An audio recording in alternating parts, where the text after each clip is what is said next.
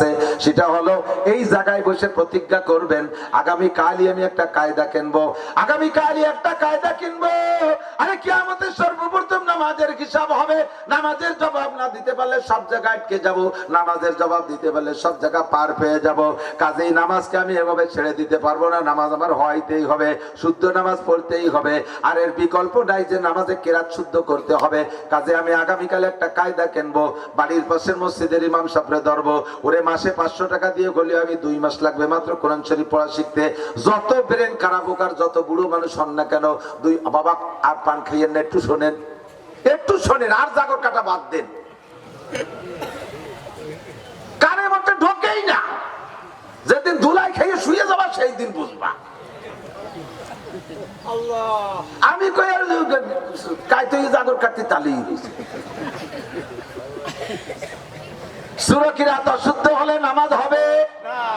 আর এই অশুদ্ধ নামাজ শুদ্ধ বানানোর প্রক্রিয়া হলো আজকে এই সিদ্ধান্ত নেবেন, কালকে আগামীকাল কায়দা একখান কিনা বাড়ির কাছের মসজিদের ইমাম সাহেবের সাথে সংযোগ তৈরি করব।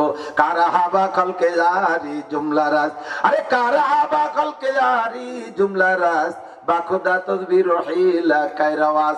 দুনিয়ার কতটা শিখলে কত পয়সা খরচ কইরা, মাত্র 2টা মাস পরিশ্রম করবা, 500 500 1000 টাকা দিলে ইমাম সাহেবরে মহা খুশিতে তোমারে কোরআন শরীফ পড়া শিখায় দিবে, তোমার সারা জীবনের নামাজ শুদ্ধ হবে। আজকে এই সিদ্ধান্ত নেন, কালই কায়দা কিনবো। এই সিদ্ধান্ত নিয়ে বাড়ি যান, সন্ধ্যের আগে যদি আপনি মারা যান, বিগত জীবনের সব ভুল নামাজকে আল্লাহ শুদ্ধ বানায় আমল নামায় ঢুকাইয়া দিবে। আর যদি নিয়ত করেন যে তাই যদি হয়, তাহলে আরো কিছুদিন ভুল ভর্তি চাই, সে পরে একবারে আল্লাহর ফাঁকি দিয়ে এড়াই যাব। আল্লাহ তাও ভালো করে বোঝে, বোঝে কি বোঝে না। সংক্ষেপ মাসালা হলো, এবার আমরা যারা পুরুষ আছি আমাদের জামাতে নামাজ পড়া ওয়াজিব। জামাতে নামাজ পড়া, আমরা জামাতে নামাজ পড়লে আমাদের একটা সুযোগ আল্লাহ রাসূল দিয়েছেন, মান কানা ফি সালাতি ইমামুন ফাকিরাতুল ইমামে লাহু কিরাতুন।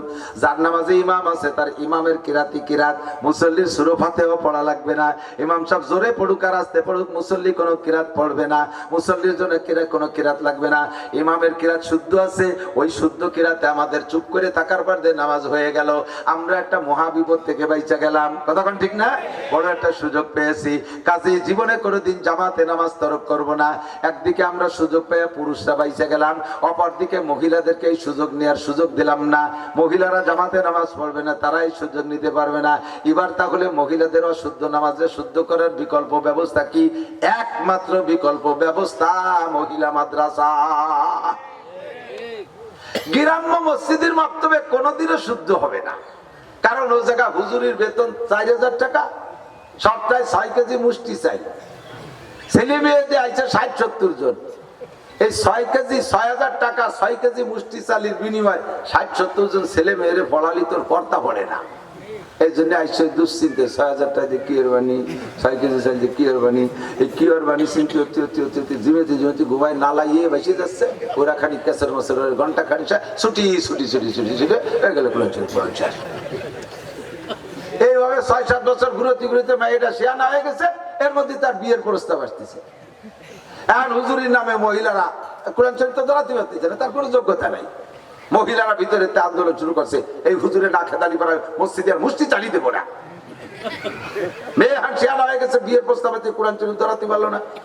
হুজুর এই শুনে কালকে কোরআন শরীফ নিয়ে আসিস, খই বাইজে কোরআন শরীফ নিয়ে, খই বাইজে গুড় দিয়ে মাইয়ে কোরআন শরীফ নিয়ে গেছে। এত বড় কোরআন শরীফ 60-70 পারার মতো মোটা একটা ধরাই দিছে, কিচ্ছু না, কিচ্ছু না, এক অক্ষরও পড়তে পারে না, এমন ফাঁকি দিয়ে ছাড়িয়ে দিয়েছে। কাজেই গ্রাম অঞ্চলের মহিলা মসজিদ মক্তব যেটা আছে, এ জায়গার ইমামরা এভাবে ফাঁকি দিয়েন না।